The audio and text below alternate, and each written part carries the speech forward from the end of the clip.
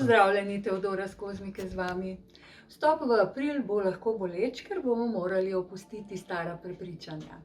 Čas je, da naredimo nekaj dobrega za svoje bližnje, lastni samorazvoj nadaljujemo ali dokončajmo študij ali se odpravimo na aktivno duhovno pot.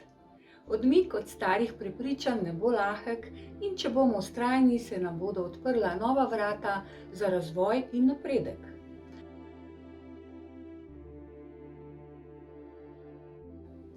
Čaka nas tudi intenzivna konjunkcija severne lunine zanke in Marsa v dvojčkih, kar bo vzbudilo ogromno navdušenja, a potencialno tudi jeze, poudarjene bodo potrebe našega ega. Severna lunina zanka kaže na osebno doživljanje, Mars pa predstavlja naš javni jaz. Lahko se bomo počutili skoraj manično, vendar pozor, saj bo slaba stran te energije skrajna osredotočenost nase, na porast nasilja in nesreč.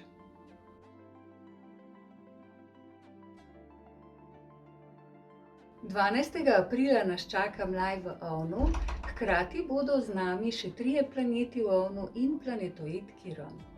Ta močna ognjena energija kaže na velik egoizem, ki nam lahko zasenči presojo, veliko navdušenje pa nas bo vodilo v napake, nedoslednost in razna vročična stanja.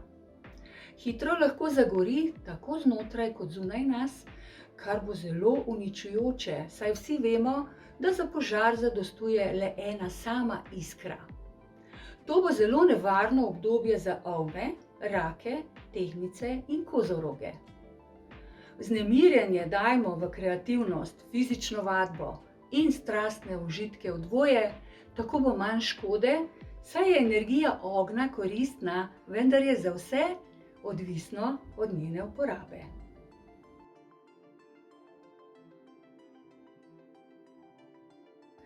V aprilu bomo priča redkemu dogodku na nebu, saj bodo vsi planeti v direktnem gibanju.